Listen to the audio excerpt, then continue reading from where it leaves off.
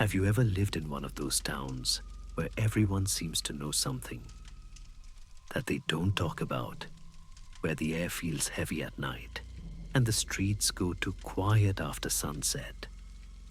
That's where I grew up. A place so small it barely showed up on the map, but people remembered it for one thing: the ice cream truck. It didn't come during the day like every other one you've seen.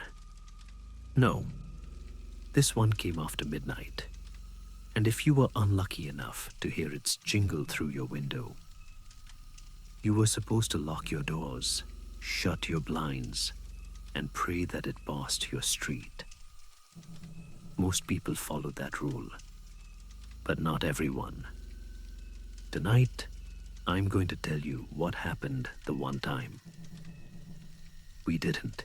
I grew up in a small, quiet town that most people would forget the moment they left it. We didn't have much: one diner, one gas station, a single main road that led in and out.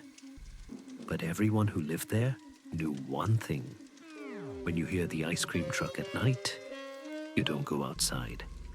It wasn't a joke. It wasn't an old wives' tale. It was a rule. I used to hear the adults whisper about it, their voices trembling like they were afraid the walls could hear. Kids who vanished without a trace. Doors found open in the morning. And always, someone said they'd heard the jingle of an ice cream truck drifting through the dark before it happened. My father told me once, if you hear that music, don't even look out the window. Just wait until it stops. I laughed. I was 8. Who would believe that an ice cream truck, something that sold sprinkles and popsicles, could make people disappear? Still, the rule stayed in my mind, like a warning carved into my bones. Years passed, and like every small-town teenager, I grew restless. The world felt too small, the stories too stupid. My best friend, Christian, felt the same way. We'd grown up together, playing baseball in the same field, sneaking cigarettes behind the church, talking about how we'd leave someday. Christian hated rules, especially the town's rule. Think about it, he told me once. There hasn't been an ice cream truck here in 30 years? Maybe longer. They just made it up to keep kids from staying out late. He had that grin, half mischief, half challenge. And even though I knew better, I couldn't help but agree. Maybe it was time to prove everyone wrong. So we made a plan. We'd meet outside at midnight, wander the neighborhood, and see for ourselves that nothing was waiting in the dark. Looking back, I wish I'd listened to my father, because that night changed everything. The clock on my nightstand glowed 11:58. My heart thumped like it wanted to break out of my chest.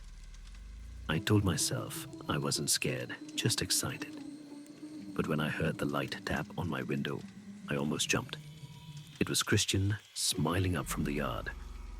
"Let's go, man. Adventure time." We crept through the empty streets, laughing quietly, daring each other to go further. Every house was dark. The whole town seemed frozen, like it was holding its breath. We talked about stupid things, teachers' girls, plans to leave this place. The kind of talk you have when you still think nothing bad can ever really happen. Around midnight, the air got colder. The silence grew heavy, like even the insects were scared to make a sound. That's when Christian said, "You hear that?" But there was nothing, just the quiet, or maybe something beneath it waiting. We ended up at the old playground behind the elementary school. The swings creaked softly as the wind passed through. I sat down trying to laugh it off. But something about that place felt wrong. The air smelled sweet. Too sweet, like syrup that had gone bad. Christian frowned, looking down the street. "There's no one out here," he said quietly. Not even a car. It was true. The whole town looked dead. Every house dark. Every streetlight dimming one by one. And then from far away, a faint tune began to play. It was slow, childish, and broken, like a lullaby played from an old music box, the kind that winds down just before it stops. Christian's face drained of color. That's the song," he whispered. We started walking back fast. Christian's hands were shaking. I'd never seen him scared before. He told me something, then something I wish he'd said years earlier. My uncle, he said. He disappeared when he was 12. My mom told me he was taken by that truck. I thought she was crazy, but she found his shoe in the street the next morning. I stared at him, waiting for him to laugh. But he didn't. He said he still had nightmares, that sometimes he'd wake up and hear the same melody echoing through his window. And tonight, it was playing again. Before I could speak, he froze. The sound was getting louder. It turned the corner like it had been waiting for us all along. A white van with faded blue stripes. The paint was cracked, the logo peeling Mr. Smiley's ice cream. The speakers on top buzzed as the tune slowed, distorted. No headlights, no driver. But the truck stopped anyway, right in front of us. The door slid open, and a voice low, like someone whispering through static, called out, "Would you boys like a treat?" Christian grabbed my arm. "Run," he hissed, but I couldn't move. My legs locked. The air felt thick, heavy, with that sickly sweet smell. The voice came again, this time closer. "Come closer. You'll love what's inside." I turned to tell Christian to stop, but he was already walking forward, eyes wide, like he wasn't in control.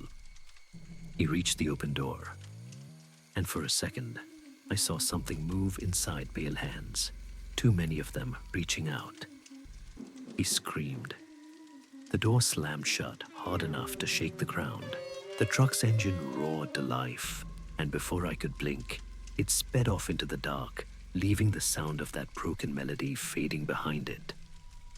I ran. I didn't stop until I reached my house. I didn't sleep for days. They searched for weeks, the police, his parents, the whole town. But Christian was gone.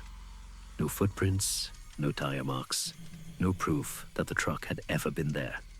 Everyone told me I imagined it, that it was trauma, shock. But I know what I saw, and I know what I heard. Years later, I moved away, built a life, got married, had a son. I tried to forget until last night.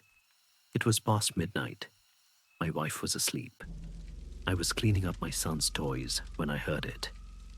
That same broken jingle drifting through the window. I froze. The melody was slower now, old, rusted. I ran to his room. The window was open. The curtains moved in the cold night air. And from outside, just beyond the trees, I saw it. A single white van, paint cracked, blue stripes faded, and a familiar slogan, half erased, but still there, Mr. Smiley's ice cream. The music stopped, and for a moment, I thought I saw someone in the driver's seat, smiling at me. That was years ago. But some nights, when the world goes silent and the air turns cold, I still think I hear that melody again, soft and broken, echoing from somewhere far down the street.